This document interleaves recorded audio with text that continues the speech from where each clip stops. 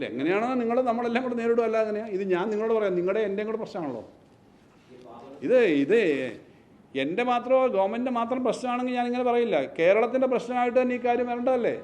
ഞാൻ പറഞ്ഞു 17,000 കോടി രൂപ ഈ വർഷത്തെ സാധാരണഗതിയിൽ OMPയിൽ നിന്നും പലതരത്തിൽ പറഞ്ഞു 17,000 കോടി രൂപ ഈ വർഷം കുറയുമെന്ന് പറഞ്ഞാൽ എങ്ങനെ നടത്താൻ പറ്റും? നമ്മൾ സ്വന്തം വരുമാനം ഇരട്ടിയാക്കി വർദ്ധിപ്പിച്ചു. അതൊക്കെ കൊണ്ട് ഇത് ചെയ്യാൻ പറ്റുമോ? അത് ഭരണഘടനാ ബെഞ്ചിന് വിട്ടേക്കാണ്. സുപ്രീം കോടതിയെ നമ്മൾ ഒരൊറ്റ സ്റ്റേറ്റെ സമീപിച്ചിട്ടുള്ളൂ, സെൻട്രൽ ഗവൺമെൻറ്. അതിൻ്റെ സാധാരണഗതിയിൽ അതിൻ്റെ ഒരു വിഷമം കാണുമല്ലോ. ഒരൊറ്റ സ്റ്റേറ്റ് മാത്രമേ സുപ്രീം കോടതി പോയുള്ളൂ. സുപ്രീം കോടതി പോയതെന്ന് പറഞ്ഞാൽ ഈ കാര്യം പറയേണ്ടി വരുന്നതാണ്, പ്രത്യേകിച്ച് ബോറോയിങ് പോലുള്ള കാര്യങ്ങളിലാണ്. സുപ്രീം കോടതി പിന്നെ അതിനെന്തെങ്കിലും ഗ്രൗണ്ട് ഉള്ളത് കൊണ്ടായിരിക്കുമല്ലോ ഒരു കോൺസ്റ്റിറ്റ്യൂഷൻ ബെഞ്ചിനെ അവർ അപ്പോയിൻറ്റ് ചെയ്തു. 5 അംഗ ബെഞ്ചിനെ അത് വിടാൻ തീരുമാനിച്ചു. അതിന് നടപടിക്രമങ്ങളായിട്ടില്ല. അത് അങ്ങനെയല്ല വരൂ. നമുക്ക് അതിപ്പോൾ ഒന്നും ആലോചിച്ചില്ല. ഇതിപ്പോൾ ഇന്നലെ ഈ വന്നിട്ട് എന്താ ചെയ്യേണ്ടതെന്നുള്ളത് ആലോചിക്കാൻ പോലും ഉള്ള ഒരു സാധാരണ ഒരു മാനസികമായ സ്ഥിതി വരുമോ? ഇത്രയും ഇങ്ങനെ വരുമ്പോൾ നിങ്ങൾക്ക് ഇപ്പോൾ ഈ സമയത്ത് പിന്നെ കോവിഡ് വരുന്ന സമയത്ത് നിങ്ങളുടെ സ്ഥാപനം അടച്ചുകൂട്ടി ശമ്പളം തരത്തില്ലെന്ന് പറഞ്ഞാൽ നിങ്ങൾക്ക് വീട്ടിൽ ഇരിക്കാം, മാനേജ് ചെയ്യാം. ഇത് സ്ഥിരമായിട്ട് ഇപ്പോൾ പൊയ്ക്കൊണ്ടിരിക്കുമ്പോൾ ഈ മാസം ശമ്പളമേ തരുന്നില്ല എന്ന് പറഞ്ഞു കഴിഞ്ഞാൽ സാധാരണ ഒരു മനുഷ്യനുണ്ടാകുന്നൊരു അപകടം ഉണ്ടല്ലോ. അതുപോലെ സ്റ്റേറ്റിന് തരേണ്ട പൈസ തരത്തില്ല എന്ന് പറഞ്ഞിട്ട് ആർബിട്രറി ആയിട്ട് പറയുകയാണ്.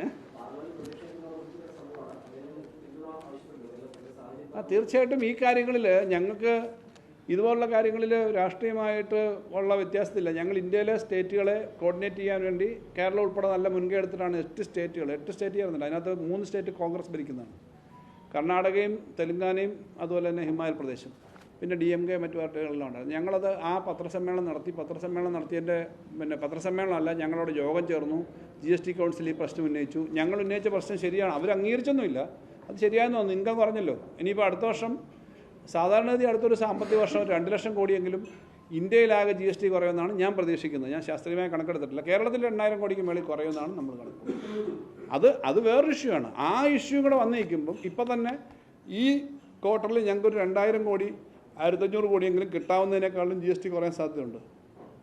അതും കൂടി കുറഞ്ഞതിൻ്റെ കൂടെയാണ് ഈ തൊഴിലുറപ്പ് പദ്ധതി പോലുള്ള കാര്യങ്ങൾ. അതിൻ്റെ കൂടെയാണ് ഈ വർഷത്തെ ബോറോയിങ്ങാണ് ഞാൻ ഈ പറഞ്ഞ ലാസ്റ്റിലെ 5,900 കോടി കട്ട് ചെയ്യാനായിട്ടുള്ള ആലോചന വന്നേക്കുന്നത്. അപ്പോൾ അങ്ങനെ ഒരു പ്രശ്നമുള്ളത് ശ്രദ്ധപ്പെടുത്തുന്നതാണ്. അത്രയും ഒരു സമീപനമാണ് കാണിക്കുന്നത്. ഇനിയിപ്പോൾ തെരഞ്ഞെടുപ്പ് അങ്ങോട്ട് വരുമ്പോൾ ഇനി എന്തൊക്കെയാണ് രാഷ്ട്രീയമായ നിലപാടുകൾ കാണുമല്ലോ. സെൻട്രലിൻ്റെ തെരഞ്ഞെടുപ്പ് വർഷമാണ്, തെരഞ്ഞെടുപ്പിൻ്റെ സമയമായി, എൻ്റെ ഫാഗ് എൻഡായി. എന്തൊക്കെയാണ് ഇവരുടെ സമീപനം? ഇത് കേരളത്തിലെ ജനങ്ങളറിയണം. കാരണം ഒരു ഗവൺമെൻറ്റിൻ്റെ പ്രശ്നമല്ല, കേരളത്തിലെ ജനങ്ങളുടെ പ്രശ്നം തന്നെയാണ് ഇത്.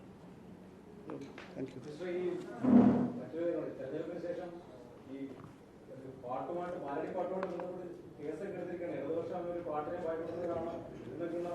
ഞാൻ അതിനൊന്നും മറുപടി പറയാൻ എനിക്ക് മടിയില്ല. പക്ഷേ ഞാനിപ്പോൾ പറഞ്ഞ കാര്യം അതിനേക്കാളും എല്ലാം വളരെ ഗൗരവമുള്ള കാര്യമാണെന്ന് ഞാൻ വിശ്വസിക്കുന്നു. അല്ലെങ്കിൽ ഞാൻ ഇന്ന് വന്ന് പറയത്തില്ല. കാരണം ഇന്നൊരു ദിവസം കൊണ്ടോ ഈ ആഴ്ച കൊണ്ടോ തീരുന്നൊരു വിഷയമല്ല. അതുപോലുള്ള കാര്യങ്ങളിലെല്ലാം മറ്റുള്ളവർ പറഞ്ഞിട്ടുണ്ട്.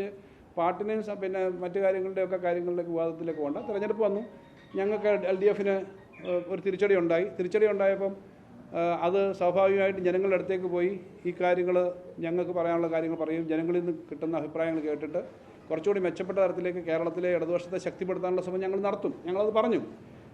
അതിൻ്റെ ഭാഗമായി പല കാര്യങ്ങൾ കാണും. യഥാർത്ഥത്തിൽ ഇപ്പം ഞങ്ങൾക്ക് തിരുവനന്തപുരത്ത് കോർപ്പറേഷനിൽ NDA വന്നു എന്ന് പറയുന്നത് അങ്ങേയറ്റം കേരളത്തിലെ ജനങ്ങൾക്ക് വിഷമകരമായ ഒരു കാര്യമാവേണ്ടതാണ്.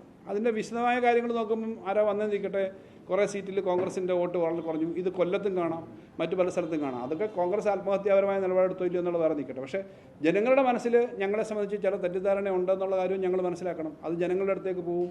അവരുമായിട്ട് പിന്നെ സംസാരിച്ച് ജനങ്ങളിൽ നിന്ന് കൂടുതൽ അഭിപ്രായങ്ങൾ കേട്ട് കുറച്ചുകൂടി മെച്ചപ്പെട്ട തരത്തിലേക്ക് കേരളത്തെ മാറ്റി തീർക്കാൻ ഒരുമിച്ച് നമുക്ക് പ്രവർത്തിക്കണം എന്ന് ഇടതുപക്ഷം പറയും. അക്കാര്യത്തിനകത്ത് സംശയമില്ല. മറ്റു കാര്യങ്ങൾ പലതും വരുന്നുണ്ടാവും. ഞാൻ അതിലേക്കുള്ള വിവാദത്തിലേക്ക് പോകുന്നില്ല. പക്ഷേ അതിനേക്കാളെല്ലാം ഉപരിയുള്ള കാര്യമാണല്ലോ ഇത്.